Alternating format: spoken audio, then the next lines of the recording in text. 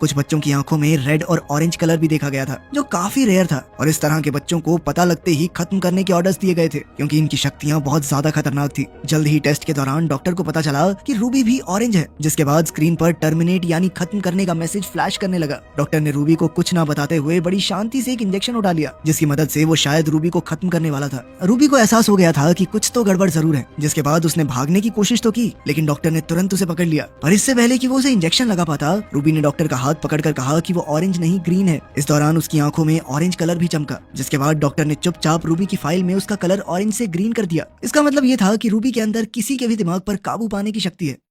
इसके बाद सभी बच्चों को ग्रीन, ब्लू और गोल्डन कपड़े पहना दिए गए। रूबी ने देखा कि वहाँ कोई भी रेड और ऑरेंज कपड़ों वाला बच्चा नहीं था, क्योंकि शायद उन्हें पहले ही मार दिया गया होगा। इस तरह लगभग 6 साल बीत गए। अब जो काम तेज दिमाग वाले ग्रीन बच्चे बड़ी आसानी से कर लेते थे, वो रूबी को समझ नहीं आते थे। और इसी तरह एक दिन कैप्टन मैकमेनस की नजर उस पर पड़ी। वो रूबी से कहने लगा, जितना तेरा दिमाग है, तू मुझे ग्रीन तो नहीं लगती। ये सुनकर रूबी काफी घबरा गई, और जब वो अपने ग्रुप के साथ वापस कमरे में जा रही थी, तो अचानक स्पीकर से हाई फ्रीक्वेंसी साउंड की बौछार हो गई, जो सिर्फ ये खास बच्चे ही सुन सकते थे। बाकी किसी पर इसका कोई असर नहीं था। जल्द ही रूबी बेहोश हो गई और उसकी आंख खुली मेडिकल रूम में, जहाँ एक फीमेल डॉक्टर उसके सामने बैठी थी। जल्द ही एक गार्ड ने वहाँ आकर डॉक्टर से कहा कि इलाज का समय बहुत हुआ, जल्दी चलो यहाँ से। डॉक्टर ने जल्दी से एक कागज पर कुछ लिखा और वहाँ से चली गई। उस नोट में लिखा था कि इन लोगों को तुम्हारी सच्चाई पता चल चुकी है, जिंदा रहना चाहती हो तो बॉयलर रूम में आकर मिलो। और रूबी ने बिल्कुल ऐसा ही किया। वो चुपचाप दूसरे कमरे में पहुंच गई, जिसके बाद वो डॉक्टर उसे सबकी नजरों से बचाते हुए अपनी गाड़ी तक ले आई। और जैसे ही वो दोनों बेस से बाहर निकलने लगे, तभी अचानक एक गार्ड ने उन्हें रोक लिया। पर अपनी शक्तियों की मदद से रूबी ने उस गार्ड के दिमाग को काबू में करके उससे दरवाजा खुलवा लिया, जिसके बाद आखिरकार रूबी बेस से बाहर आ चुकी थी। वो कई सालों बाद बाहर की दुनिया को देखकर काफी खुश थी, जिस पर डॉक्टर ने उसे बताया कि बाहर की दुनिया में जवान लोग बचे ही नहीं थे, और इसलिए कई लोग तो ये शहर तक छोड़कर चले गए थे।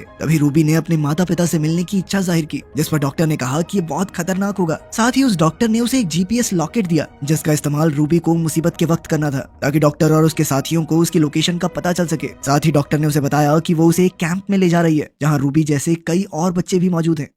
कुछ देर बाद वो डॉक्टर अपने साथी से मिली, पर जैसे ही रूबी ने उस आदमी से हाथ मिलाया, तो वो बहुत ज्यादा डर गई, क्योंकि उस आदमी के हाथ को छूते ही रूबी को एक अजीब सी विजन दिखाई दी थी, जिसमें कई सारे बच्चे भाग रहे थे। इसके बाद जब रूबी अपने कपड़े बदलने के लिए अंदर गई, तो वहाँ उसे एक और लड़की दिखाई दी, जो खुद एक गोल्डन थी। पर वो रूबी को देखते इतना ज्यादा डर गई कि उसने अचानक से रूबी के ऊपर बिजली का हमला कर दिया, और फिर वहाँ से भागकर एक वैन में छुप गई। पर इसके बावजूद भी रूबी ने उसका पीछा करके मदद की गुहार लगाई। उसकी ये बात सुनकर उस गोल्डन लड़की ने वैन का दरवाजा खोल दिया, जिसके बाद उसने रूबी को भी वैन के अंदर ही छुपा लिया। उस वक्त वैन में 2 और लोग मौजूद थे, जिनमें लियम और उसका एक दोस्त शामिल थे, जिनसे रूबी ने झूठ बोलते हुए बताया कि वो एक ग्रीन है, और इसके बावजूद भी कुछ लोग उसका पीछा कर रहे थे। उसकी ये कहानी सुनने के बाद वो लोग भी उसकी मदद के लिए तैयार हो गए, और इसी दौरान एक टीम लगातार उनका पीछा कर रही थी, और वहीं दूसरी तरफ डॉक्टर भी उनके पीछे लगी हुई थी। पर तभी लियम ने एक ब्लू आई होने की वजह से उन दोनों की गाड़ियों को तबाह कर दिया, जिसके चलते वो लोग आराम से बचकर निकल गए। कुछ देर बाद वो लोग एक सुनसान जगह पर रुके, जहाँ लियम के दोस्त को समझ नहीं आ रहा था कि आखिर रूबी एक ग्रीन होने के बावजूद ऐसे छुप छुप कर क्यों भाग रही है, क्योंकि उसके मुताबिक रूबी किसी के लिए कोई खतरा नहीं थी। पर अपनी सच्चाई को जानते हुए रूबी के पास इस सवाल का कोई जवाब नहीं था, और इसीलिए उसने इस बात पर गुस्से से जवाब दिया कि अगर तुम लोगों को मेरी मदद नहीं करनी तो जल्दी जल्दी बता दो, मैं चली जाऊंगी यहाँ से। जिस पर लियम ने उसे शांत कराते हुए बताया कि वो सभी लोग एक खास जगह जा रहे हैं, जहाँ एक ऑरेंज आंखों वाला लड़का है, जो उन सभी को सुरक्षित रख सकता है, और अगर रूबी चाहे तो वो भी उनके साथ आ सकती है। ये सुनते ही रूबी तुरंत ही इसके लिए तैयार हो गई। रास्ते में रूबी ने लियम से पूछा कि आखिर वो बेस से क्यों भागे हैं, जिस पर लियम ने उसे बताया कि असल में उन सभी पर अजीब अजीब से एक्सपेरिमेंट्स किए जाते थे, जिसके जरिए सरकार उन सभी बच्चों की एक आर्मी बनाना चाहती है, जिसका इस्तेमाल दुश्मनों के खिलाफ किया जा सके। और इन्हीं सब चीजों के चलते उन सभी ने बेस से भागने का प्लान किया था। उधर उस डॉक्टर को भी पकड़ लिया गया था, जिसने रूबी को ग्रीन होने का सर्टिफिकेट दिया था, और थोड़ी पूछताछ के बाद उसे मार दिया गया। उसी रात सोते हुए अनजाने में रूबी का हाथ लियम के हाथ से टकरा गया, जिसके बाद उसे लियम की सभी यादें दिखाई दे रही थी कि कैसे उसने बेस से भागते हुए कई सारे बच्चों को बचाने की कोशिश की थी, लेकिन वो इसमें नाकामयाब हो गया था। अगली सुबह उस गोल्डन लड़की ने रूबी को एक लाल ड्रेस दी, जिसमें वो बहुत ही खूबसूरत लग रही थी। इसके बाद वो सभी लोग दोबारा वैन में बैठकर अपनी मंजिल की ओर निकल गए, जहाँ रास्ते में प्रेसिडेंट के बेटे की एक रिकॉर्डिंग चल रही थी, जिसमें वो कह रहे थे कि अगर मैं ठीक हो सकता हूँ तो तुम क्यों नहीं।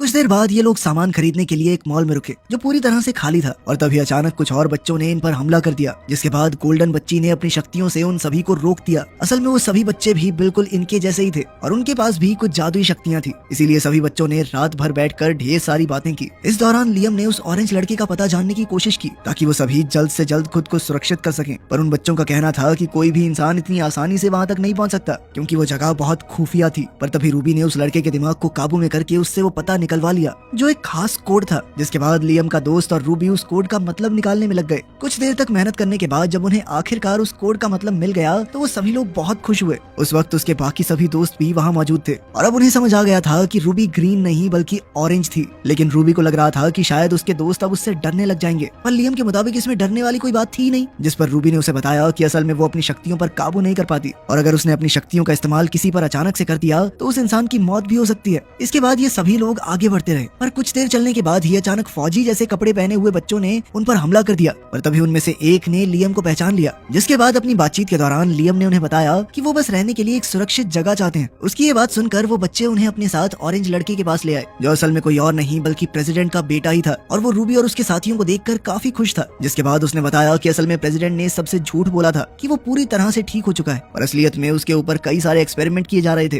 और जब कोई भी एक्सपेरिमेंट सही नहीं चला तो सरकार ने कैंप बनाकर बच्चों को वहाँ रखना शुरू कर दिया। साथ ही उसने रूबी से वादा भी किया कि वो उसे अपनी शक्तियों का इस्तेमाल करना सिखाएगा। इसके बाद रूबी ने धीरे धीरे अपनी शक्तियों को जानना शुरू किया और अब वो उन पर काबू पाना भी सीख रही थी कि तभी एक दिन जब वो बहुत ज्यादा उदास थी तो वो ऑरेंज लड़का उससे मिलने के लिए आया और उसने रूबी से कहा कि सिर्फ एक ऑरेंज ही दूसरे ऑरेंज को समझ सकता है और ये कहते ही उसने रूबी का हाथ पकड़ लिया। पर ठीक उसी वक्त लियम ने उन दोनों को देख लिया जो उसे बिल्कुल पसंद नहीं आया। इधर रूबी का हाथ पकड़कर वो लड़का उसकी सभी यादों को देख पा रहा था, जिसके जरिए उसे पता चला कि आखिर उस रात रूबी के साथ क्या हुआ था। असल में जब रूबी रात को अपने माता पिता के पास गई तो उसने अनजाने में उनका हाथ पकड़कर उनकी सारी यादें मिटा दी थी, जिसके चलते वो दोनों उसे भी भूल गए। पर ये सब देखकर वो ऑरेंज लड़का बहुत ज्यादा हैरान था क्योंकि ये सब करना तो उसे तक नहीं आता था और अब वो रूबी से ये सब सीखना चाहता था। लेकिन रूबी ने बताया कि वो खुद भी नहीं जानती कि वो ये सब कैसे कर पाती है। कुछ देर बाद जब वो कमरे से बाहर निकली तो उसकी मुलाकात लियम से हुई, जो उससे काफी नाराज था और उसका कहना था कि वो जानता है कि उन दोनों के बीच क्या चल रहा है। रूबी ने उसे समझाने की कोशिश की कि वो गलत समझ रहा है और साथ ही उसका कहना था कि वो दोनों चाहकर भी कभी पास नहीं आ सकते क्योंकि उसे डर था कि वो लियम के साथ भी वही ना कर दे जो उसने अपने माता पिता के साथ किया था।